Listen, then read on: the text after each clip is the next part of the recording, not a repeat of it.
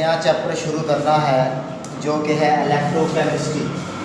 ये केमिस्ट्री की ब्रांच भी है और पीछे जो है वो आपने केमिस्ट्री के जो बाकी चैप्टर पढ़े हैं, तो ये एक नई ब्रांच भी इलेक्ट्रोकेमिस्ट्री जो है वो कहलाती है और इसका जो है चैप्टर यह स्टार्ट हो रहा है। तो जैसे कि ये देख रहे हैं इलेक्ट्रोकेमिस्ट्री, यानी दो ये लफ्ज़ का मजमूआ है, एक है इलेक्ट्रो और दूसरा है केमिस्ट्री। तो इसको जो है ना, ये जो लफ्ज़ है ना, इसको मैंने जो है वो अलग अलग कर लिया है। इलेक्ट्रो से मुराद इलेक्ट्रिसिटी है और केमिस्ट्री से मुराद केमिकल्स है। ये जितने भी केमिकल्स होते हैं उनसे मुराद ये हैं।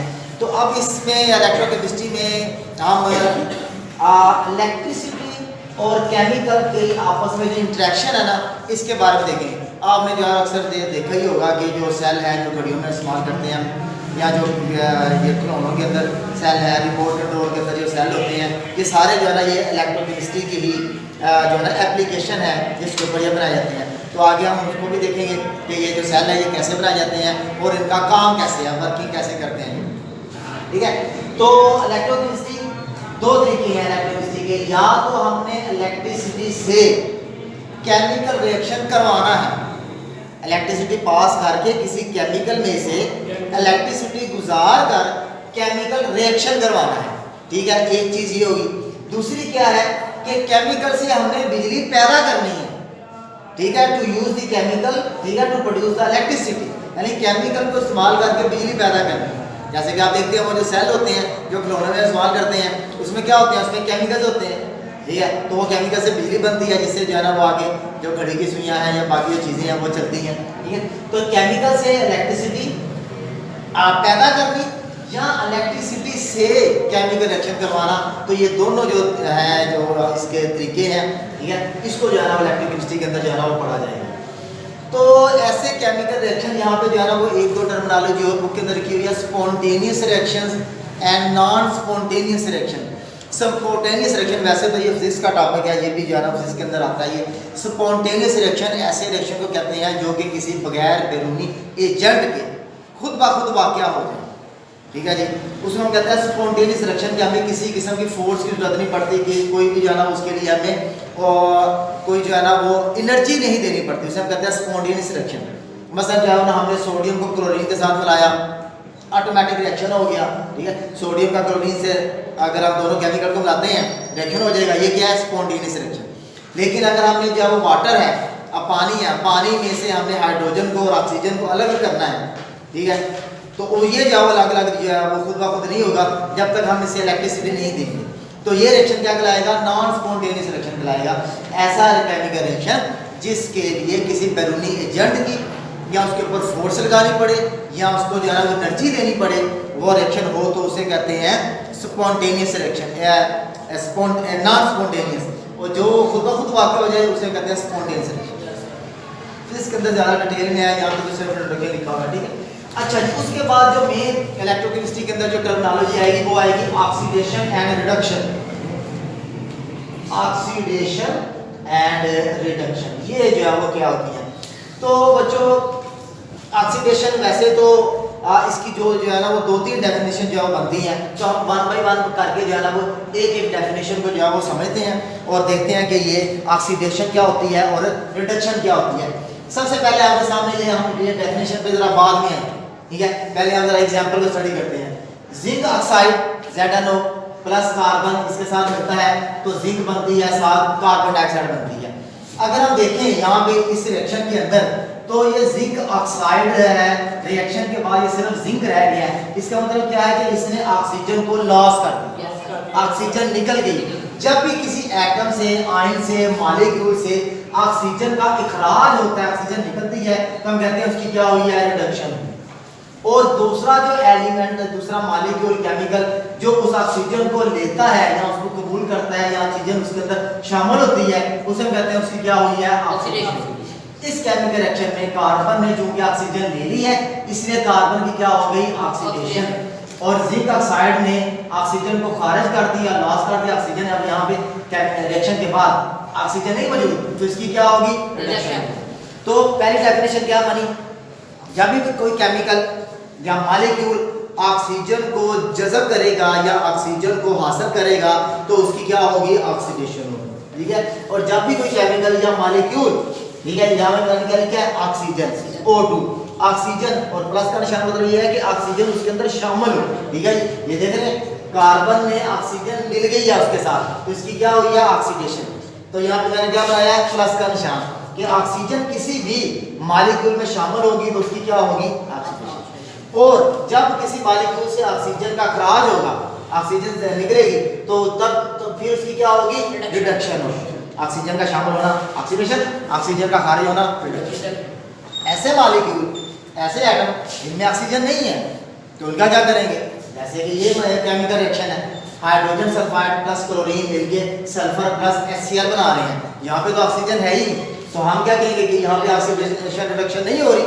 ऐसा नहीं है, ऑक्सीडेशन और रिडक्शन जो है वो हर केमिकल रिएक्शन के अंदर होती है, ऐसा कोई केमिकल रिएक्शन नहीं है इसमें जो है ऑक्सीडेशन रिडक्शन जो है वो नहीं होती।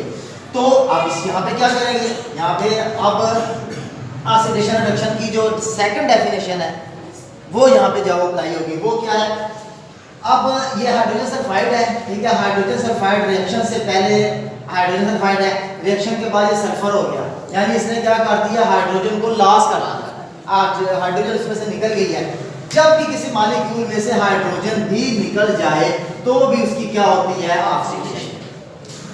जब भी किसी मॉलिक्यूल में से हाइड्रोजन, यहाँ पे मैंने बना दिया नेगेटिव का साइन, ठीक है, हाइड्रोजन जो है वो निकल जाए, ठीक है, ये नेगेटिव का साइन ये है कि उसने खारिज की है, हाइड्रोजन खारिज की है, ये मान सिंपल लिखा है, ये हाइड्रोजन है, तो भी उसकी क्या होगी ऑक्सीडेशन।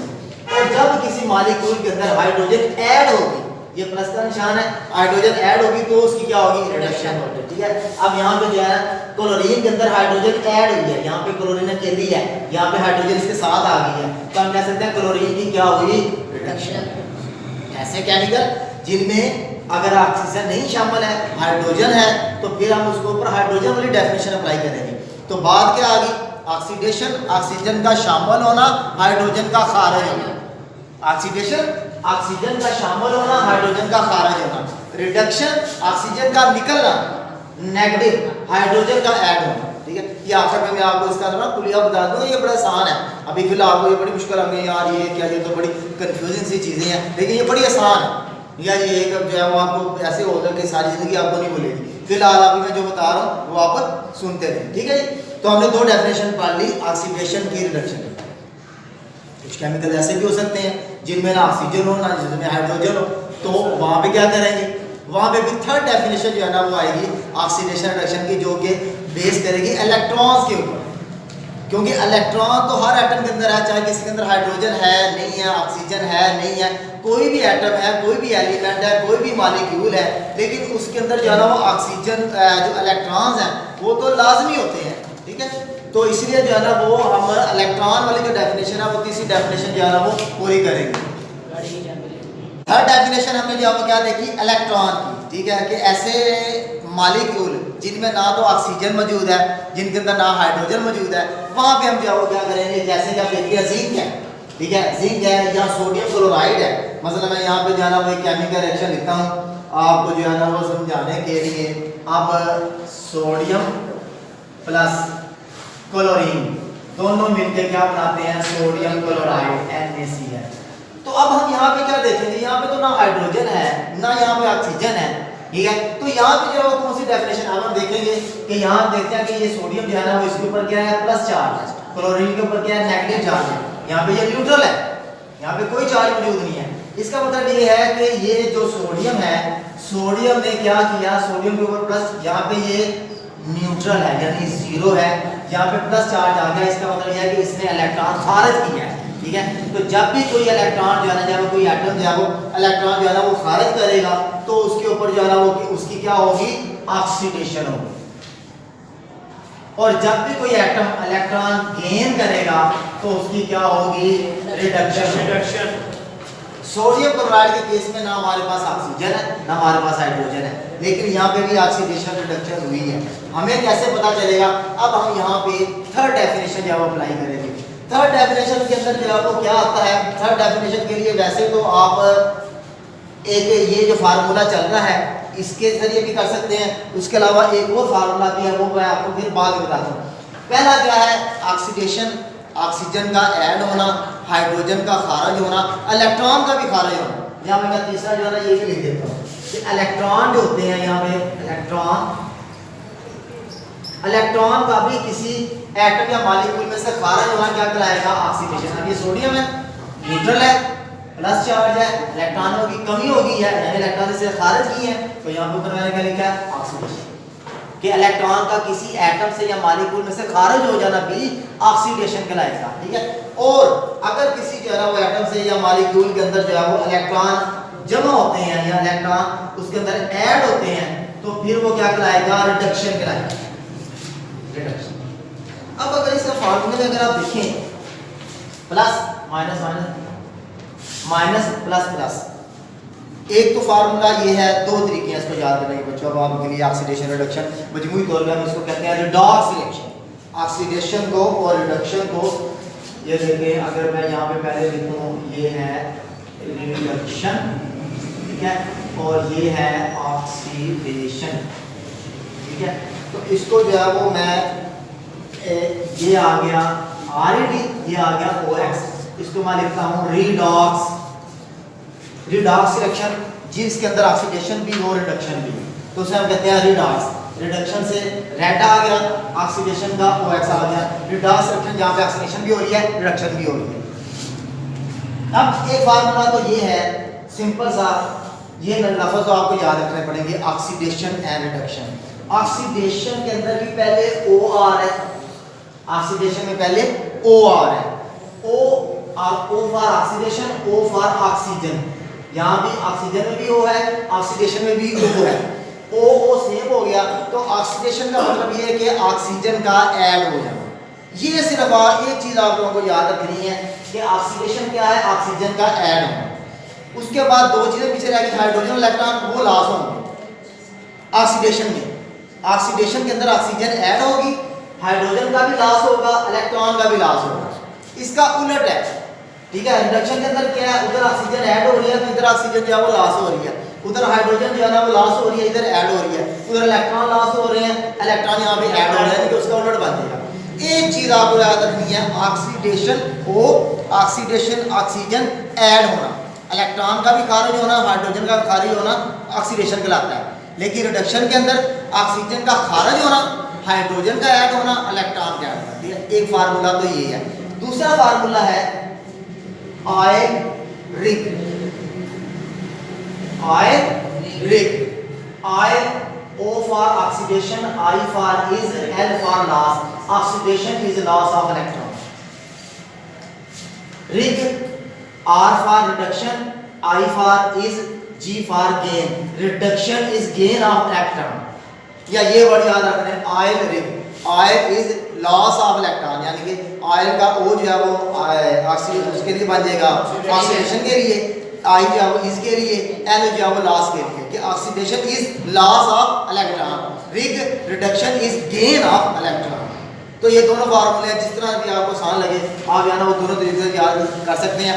पहले शुरू में जो है ना वो मैं पहले ऐसे ही याद किया होता मैंने, उसके बाद जो ये भी है दोनों तरीके से कि लेकिन ये कि ये सिर्फ आयल और सिर्फ इलेक्ट्रॉन के ऊपर अप्लाई होगा कि इलेक्ट्रॉन, वो ज़्यादा अगर आपको इलेक्ट्रॉन की डेफिनेशन याद होगी है तो आपको सारी याद हो जाएगी, क्योंकि ज़्यादातर इलेक्ट्रॉन के ऊपर ही हम देखेंगे आगे जितनी वो चीज़ें आएंगी ना वो इलेक्ट्रॉन के ही ऑक्सीडेशन रिडक्शन से होंगी, क्योंकि हाइड्रोजन और ऑक्सीजन के तो केमिकल रिएक्शन बड़े थोड़े से हैं जिनमें हाइड्रोजन और ऑक्सीजन होती है, लेकिन इलेक्ट्रॉन तमाम केमिकल रिएक्शन के अंदर मौजूद होंगे, क्योंकि electron is a fundamental particle of atom. ठीक है जी। तो बच्चों ये हो गया। ठीक है जी। तो ये हमने पढ़ लिया ऑक्सीडेशन रिडक्शन की डेफिनेशन है। बाकी उसके बाद हम जो है मजीद कुछ एग्जाम्पल जो है वो करते हैं। ये एग्जाम्पल आपको समझ में आ गई। उसके बाद ये एक और मजीद एग्जाम्पल है, जिंक है। जिंक ने क्या किया है? इलेक्ट्रॉन को लॉस किया है। Electron loss of electron is called, loss of electron is reduction. ठीक है जी। Ion oxidation is loss of electron. ठीक है। तो जिंक ने इलेक्ट्रॉन लॉस किए तो क्या हुई इसकी? ऑक्सीडेशन। ठीक है जी। जिंक की हम कह सकते हैं कि यहाँ पे जिंक की क्या हुई है? ऑक्सीडेशन। ठीक है। इस तरह ये आयरन है, Fe ये न्यूट्रल है। आयरन ने पहले 2 इलेक्ट्रॉन लॉस किए, ये 2 इलेक्ट्रॉन आ गए, तो भी इलेक्ट्रॉन लॉस हुए तो ऑक्सीडेशन। फिर जो आपको पता है कि आयरन की 2 वैलेंसीज होती हैं, +2 +3। पहले ये 2 इलेक्ट्रॉन लॉस करेगा, फिर ये 1 इलेक्ट्रॉन लॉस करेगा, तो Fe3 स्टेट में चला जाएगा। तो भी इसकी क्या हुई है? Oxidation. Loss of electron is called oxidation. ये जो 2 इलेक्ट्रॉन इसने लॉस किए हैं, ये इलेक्ट्रॉन हाइड्रोजन के पास चलेगी, क्योंकि इसके पास इलेक्ट्रॉन की कमी थी। हाइड्रोजन इलेक्ट्रॉन गेन किए तो उसकी क्या हुई? Reduction. Gain of electron is called reduction. इसी तरह ये जो 2 इलेक्ट्रॉन है, अगर क्लोरीन ले लेती है तो क्लोरीन की भी क्या हुई? रिडक्शन हो गई। क्लोरीन की भी क्या रिडक्शन हो गई है। इसी तरह जो है ना, इसको आप जो है वो जिंक की मिसाल से भी समझ सकते हैं, क्लोरीन की मिसाल से भी समझ सकते हैं। ये जिंक है, जिंक ने अगर हाइड्रोजन आयन ले ली है तो इससे जो है वो जिंक ने, अब देखिए यहाँ पे जो जिंक है ये न्यूट्रल है, ठीक है, हाइड्रोजन के ऊपर प्लस चार्ज, रिएक्शन के बाद जिंक के ऊपर चार्ज आ गया, हाइड्रोजन न्यूट्रल हो गई। इसका मतलब है जिंक ने क्या किया? इलेक्ट्रॉन लॉस किए, loss of electron is called oxidation. और हाइड्रोजन इलेक्ट्रॉन गेन किया तो उसकी क्या हुई? रिडक्शन। तो इसको हम ऑक्सीडेशन, रिडक्शन 2 लफ्ज कहने के बजाय हमने इसका एक लफ्ज निकाला है रिडॉक्स, ठीक है जी। कोई भी जो केमिकल रिएक्शन हम कहते हैं कि ये क्या है? रिडॉक्स रिएक्शन है, क्योंकि उसके अंदर ऑक्सीडेशन भी हुई है और उसके अंदर रिडक्शन, ठीक है बच्चों। तो इस तरह करके जो है ना, हमने ये जो बेसिक कंसेप्ट था ऑक्सीडेशन रिडक्शन, ये केमिस्ट्री के अंदर भी, बायो के अंदर भी ये कंसेप्ट जो है ना वो इस्तेमाल होता है। क्यों? क्योंकि जो भी केमिकल रिएक्शन वाक़या होता है उसके अंदर ऑक्सीडेशन रिडक्शन होती है। केमिकल रिएक्शन होता ही तब है जब इलेक्ट्रॉन की शिफ्टिंग होती है, इलेक्ट्रॉन ट्रांसफर होते हैं एक एटम से दूसरे एटम।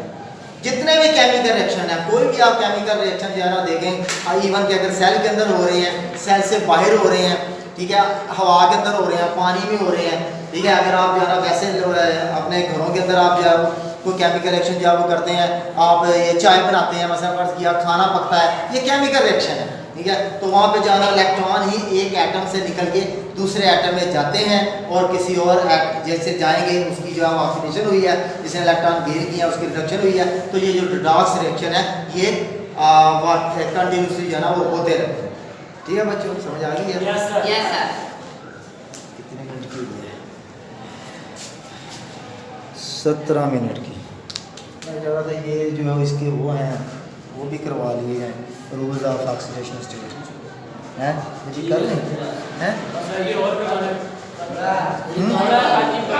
बड़ा अच्छा, सारी समझ आ गई है। चलो समझ आ गई। बेसिक डेफिनेशन दी, ठीक है ना? हाँ ये